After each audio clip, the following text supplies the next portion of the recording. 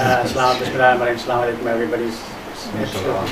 It's wonderful to be here with such lovely people in such a nice, cozy atmosphere. I have to say that Elma here has been very kind to me because she's been, basically she started and manages my website for the last 15 years or something. Correct, 20 yes. or something like that. I mean, when people said to you, I saw that on your website. I said, I don't have a website. Elma has a website. so I'm very grateful to her, and we are kind of good friends and have been for quite some time.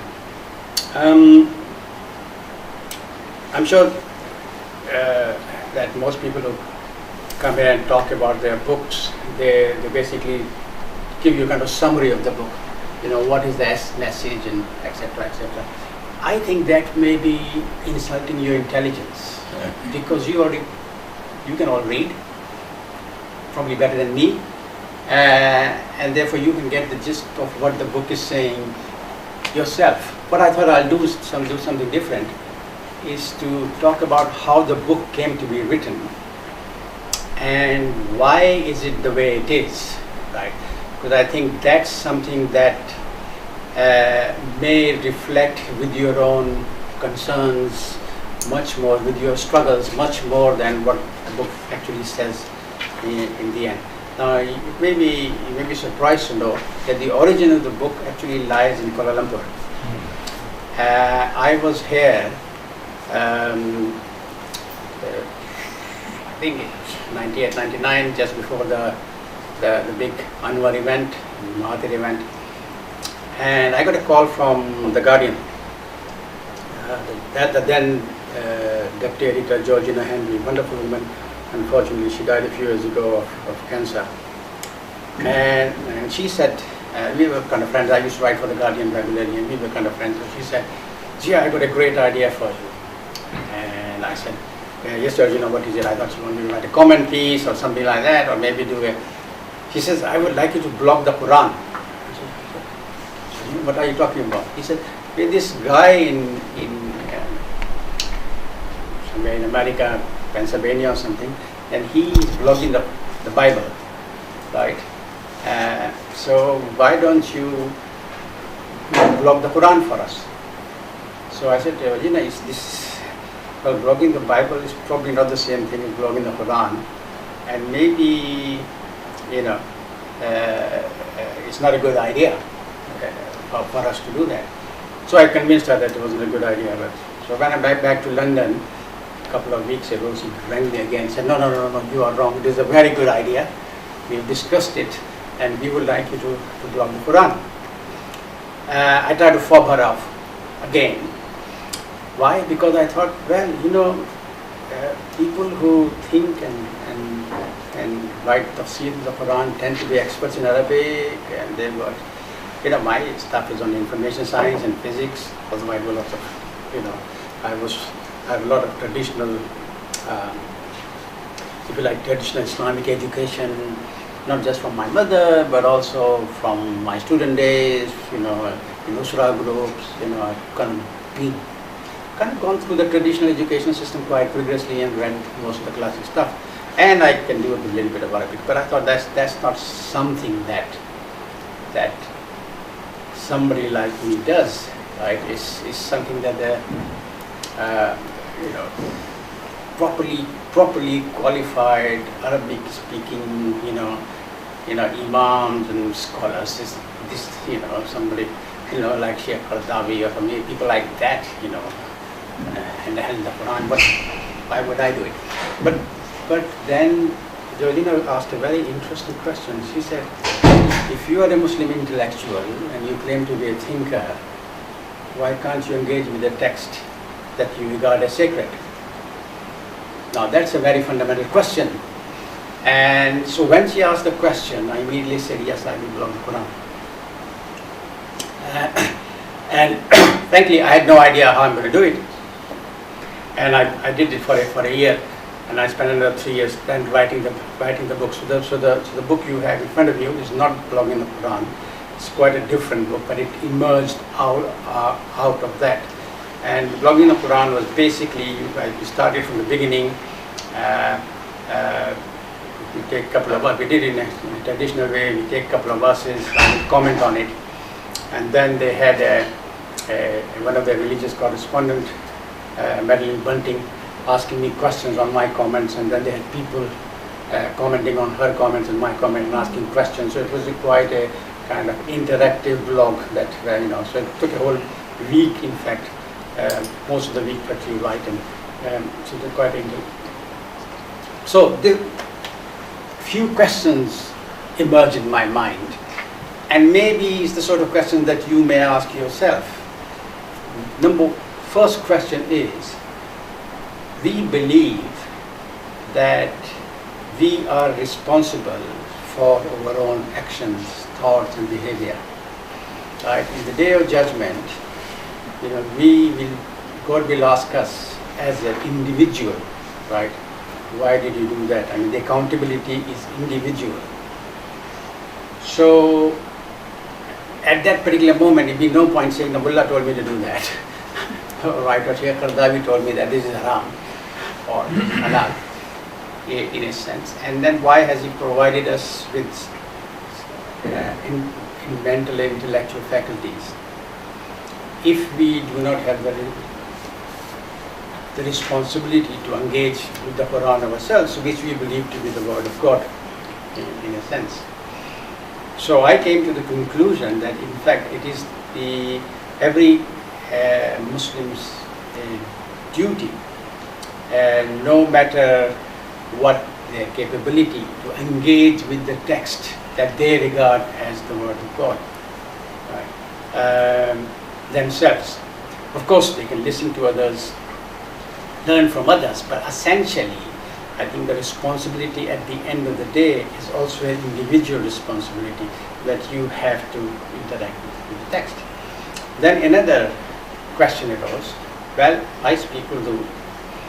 Actually, I think in English. So I speak English. So why hasn't the Quran revealed in English so I could actually engage with it, in the way of why isn't it revealed in Urdu? Right? Yeah.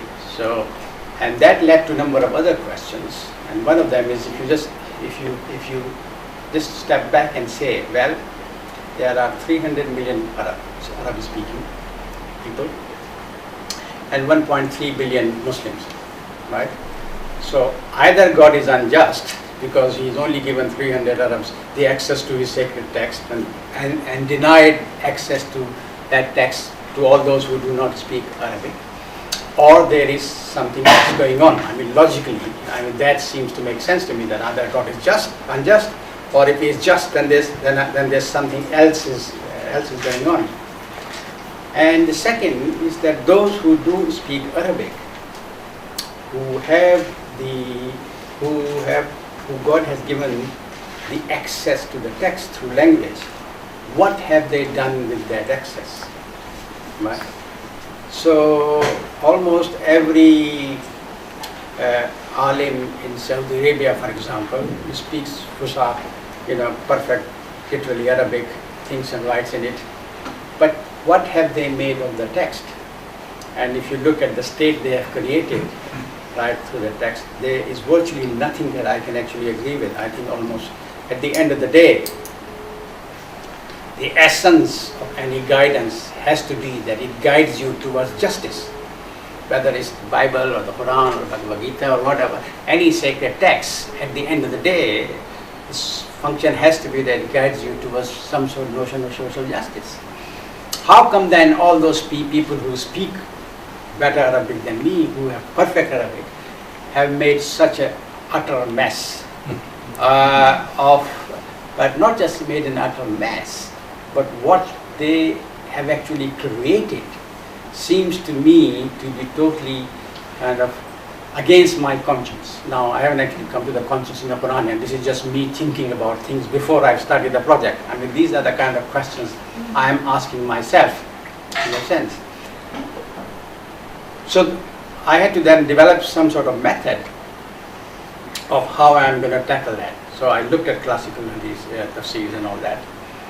And the interesting thing is that they all follow the same pattern. It's a bit like the books of the Sirah, right? So if you look at the book of the Sirah, any book, right? Ibn Ishaq to Martin Links or anybody like in between. They will begin, Arabia before Islam, then early life of the Prophet, and then his marriage to Khadija. So there's a linear thing, and since Ibn Ishaq, everybody's followed the same pattern. So in contemporary world, where writing a biography is a very sophisticated art as well as science, we still write the biography of the Prophet the way it was written in the 8th century. Right up to Martin Links or take anybody. Which is very interesting. And this is in fact more or less what I discovered. So what I did was, because of my limited Arabic, I said, okay, I'm going to take 6 contemporary writers and 6 classical writers and see what they do. Right? And almost always, all the tafsirs are written, you have a verse and then there's a commentary on it, then you have the next verse and then you have a commentary on that verse, and then you have the next verse and you have the commentary on that verse. Right? So in a very linear fashion, and that's the kind of general model that everybody follows. Now looking at the contemporary writers was very easy to choose people like Muhammad Asad or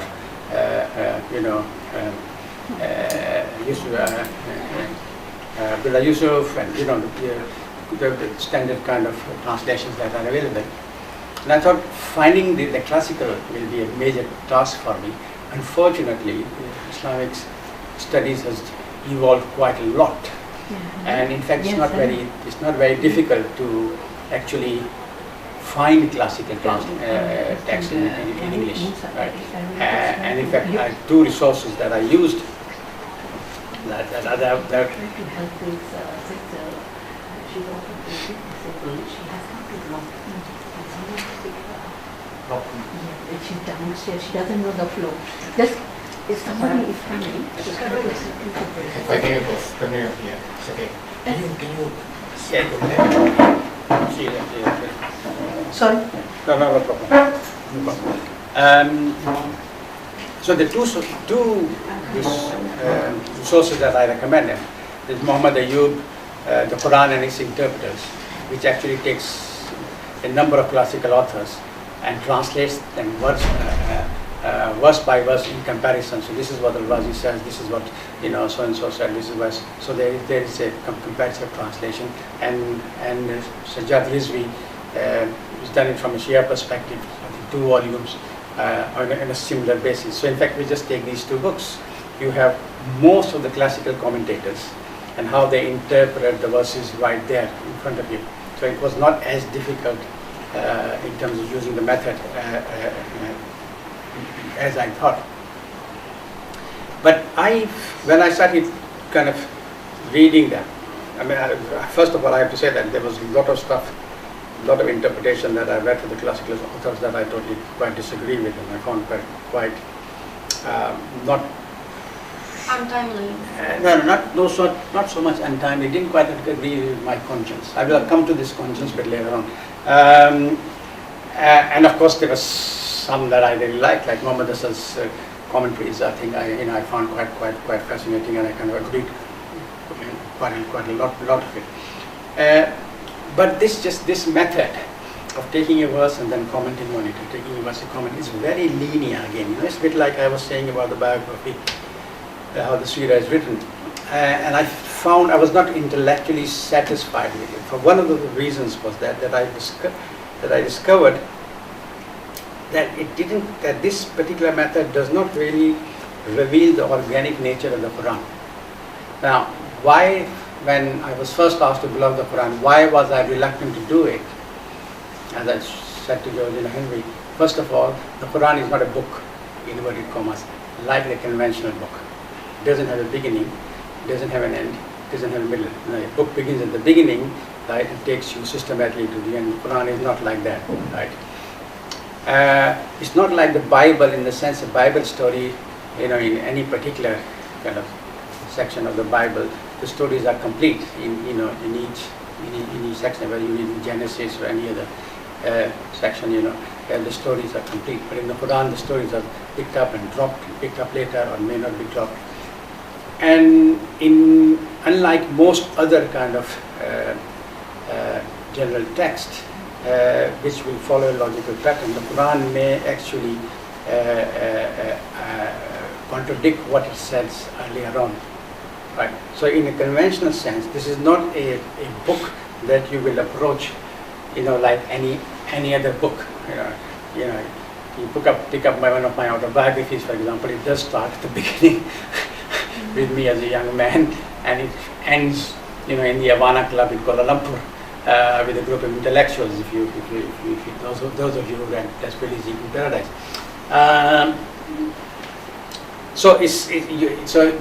You immediately have a complex problem in a sense, and I think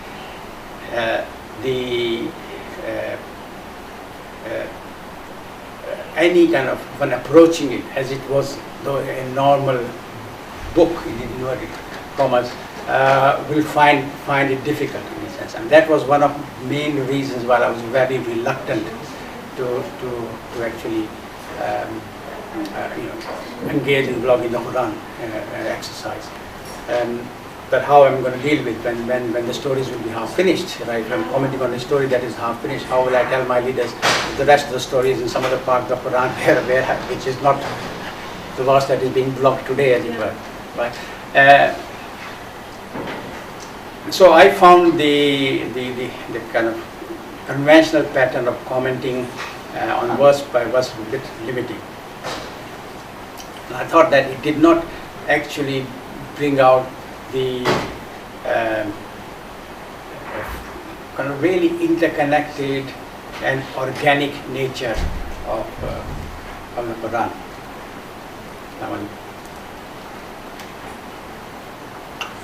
Well, how do you mean organic nature of the Quran? Yeah.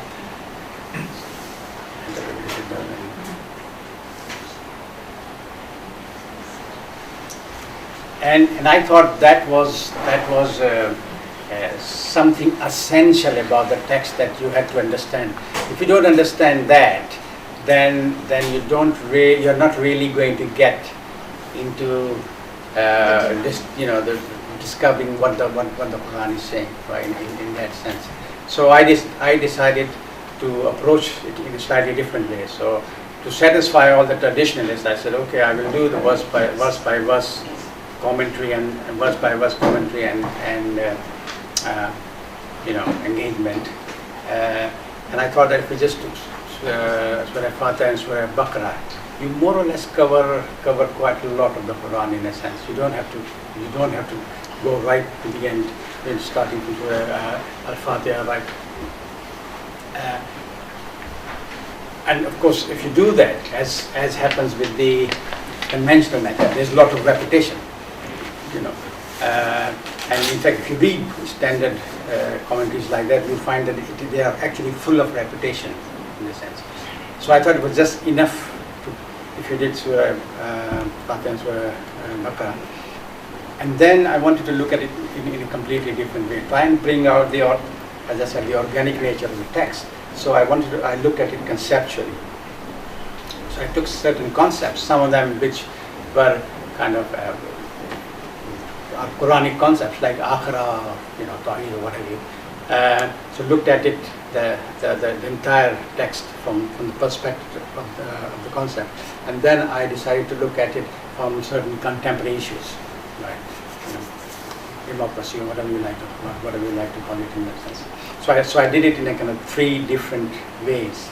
Then my engagement with the text is in three different ways, which kind of, in my opinion, enhances your understanding of what the text is saying, and also brings out the more connected and interdependent nature of the text itself.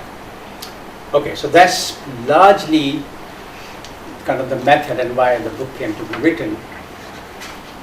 I'm going to just mention two or three things that, if you like, I kind of discovered. One of the first thing that strikes you about the text straight away is that it's a very argumentative text. It's a text that argues. God loves a good argument. Right? it's a text that continuously asks you questions, right? Sometimes it doesn't actually even suggest an answer, and it deliberately leaves the answer for you to get. So it's a text full of questions. It's a text full of arguments in a sense. So what does that suggest? That suggests to me that you have to actually engage with the text as much as you can, and you have to struggle with the words of the text and the context of the text. I don't want to go into context because I think Abdullah Sayyid was here last. He's a better qualified to go into all that. But I mean, you have to. So you can't just rip a verse from the text out of its context and say this is what this verse means. You have to kind of engage with the whole text in a sense. So I mean, when I was as General Secretary of Forces and kind of as a student, it was very common for people to kill an argument, but the Qur'an says so and so, right? And then say, okay, right, the Qur'an says so and so, it's the word of God, and there's nothing more to be said. But that's not really what the text is for, because it may say so and so here, but it may say something else completely different in another place. So that's the first thing. It's an argumentative text. It's a questioning text, continuously. And then it's also a continuous text in the sense that it's a text that was revealed over 23-year period, and you have to look at it in that sense that it's a text that is evolutionary, so it has both a historical context, but also if you like, an evolutionary context. Now let me just a couple of examples. Say very famous and obvious one about the wine verses, right? And it says that it's not the first. I mean, since I'm not a Hafiz, I can't quote chapter and verse like that. I wish I was. That would be wonderful. But then perhaps I would not have written so many other intellectual books. But there you are. Anyway, so if you take the wine verses, first of all it says, don't drink while praying. Then in general, There's benefits. It has benefits, but there are also harm in the text. And the third, don't drink at all. So there's an evolutionary purpose here. But look at the context, which then raises some very serious questions. Who is the text talking to when it says, don't drink and pray? It is talking at that particular moment in time to the Muslim community that we regard as perfect in Makkah or Medina. I mean, I don't know where it is, right? But I mean, it is talking to the formative community. But clearly that community did not pay much attention to it because the second verse came, right? That they are more good. And clearly the community still did not pay a great deal of attention because the third verse came, right? Now that suggests something. That suggests that the community it is addressing directly to at that moment in time is not as perfect as we think it is. That's the first thing, right? That it's a human community, and human communities has flaws. The definition of a human community is it makes mistakes, it commits sin. Otherwise, it would be angelic community in that sense, right? So if you look at it in that context, right, you get a different layers of meaning, and you get a sense the verse is not just about wine. It has something more to do about social structure, how people understand sacred texts, and clearly those people who were there, for them it was the Quranic event was a major phenomenon. For us, it doesn't have that direct impact as it had, for that community. So you have to look at it look at it as evolutionary text. It's an argumentative the text, a questioning text, is also an evolutionary text with a very defined historical context. And finally, it's a text that gives me complete freedom. The Quran does not say I must believe. It addresses, sometimes it says, oh people, sometimes oh believers, those who already believe.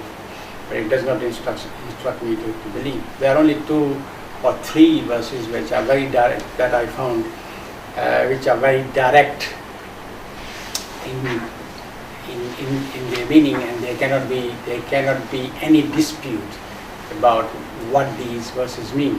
There is no compulsion in this verse cannot be interpreted in more than one way. Free the slave, 2 very short verses. This verse cannot be interpreted in any other way. When the verse came in, it's only the Prophet who actually freed one of his, what was his? Zubair, in a sense. So, and we made a complete mess of that, because we know the slavery did not end in the Muslim world in 1952. That's when Saudi Arabia abolished slavery, although it can be argued that still exists in Saudi Arabia and much of the Middle East. But that's another story.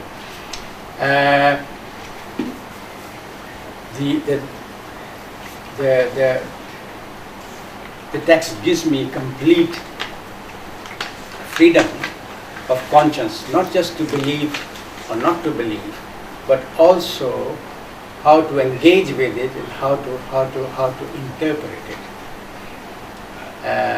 Remember, I started out by saying that it is our belief that in the final judgment it is me and my God, right? Just like the Hajj is supposed to be a kind of rehearsal, if you like. You know, here am I, oh Lord, right? And God will judge us individually in a sense. So the text gives me the individual freedom of conscience, you know, my basic fitrah, to see how. So, for example, I do feel a bit odd in the crime and punishment verses, but that's part of the text. The text wants me to feel, you know, not so kind of comfortable with that, because the text wants me to think, to engage. The final point is that Quran, at the end of the day, actually doesn't give you any answers. That's probably most people find very shocking, me saying that. Quran wants you to find the answer. It raises the questions, it tells you the allegories and the narratives, but it doesn't actually, you know, even in the case of, say, things like prayer, you must pray, it doesn't give you the answer. It's the Prophet's Sunnah that provides the answer in the sense of worship and ritual. But there are lots of other aspects that the Quran raises where it doesn't. For example, like the verse I just quoted, there is no compulsion in religion. It's left at that. It doesn't tell you then what policy you should follow to have a religious harmony. That's something that you have to actually discover and develop in a sense. So the text doesn't leave the believer without agency. The believer is not a vacuous individual, right? Who's just you pour in your solutions and then all the answers are there. The believer is then forced to engage and discover the answers for himself or herself, or as a collective society, in a community and society. Which also means that different believers may find different answers in different periods of time, which is one of my basic theses about Islam. I don't think Islam is a priori given. We know right from the beginning that there were a number of interpretations. Right? If there was only one Islam, then there would be only one interpretation at the formative phase. But immediately after the death of the Prophet, there were a number of different interpretations, because the text allows you to do that, in a sense, and then it's on your conscience how you what kind of interpretation you actually put into it, in a sense. So I would argue, I think Shuhab Ahmed, somewhere here, What is Islam, also suggests something like that. Is that different communities of believers may come to realize different aspects of what Islam is. in that sense. They may emphasize something and not emphasize something else, because that something they are emphasizing is the most pressing need of the time, or is the main issue, or whatever you like. And also, it's a kind of a changing, adjustable feast. It's not a fixed feast in history, if you like. You know, as things change, you adjust. Let me just conclude by giving an example.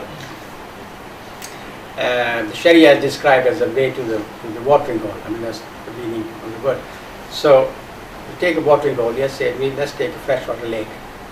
So here is a freshwater lake. That's, say, a metaphor for one particular interpretation of Islam. It's a freshwater lake. It provides fresh water to the community. It provides fresh water to drink for the animals. Animals come and drink. Right? Provides fresh water for agriculture, and everything is blooming. Then you leave that lake for 100 years and come back, right? The community had made a mess of it because they put the effluent back. The animals left their debris and etc. behind. That same freshwater lake, which was defined as good, is now defined as bad, in a sense, right? So unless you continuously struggle with the text, right, and come up with a fresh understanding with the text, you cannot be in a wholesome relationship with the text. One interpretation for one particular time and period can be frozen in history and can become quite bad, even though it was very good when it was first thought of or created. It may become very, very bad later on. That is why it is necessary for us to continuously engage with the text, continually reinterpret it in the light of circumstances. But then, if you think a text is an eternal text, then by definition you are duty bound to interpret it eternally. Thank you very much.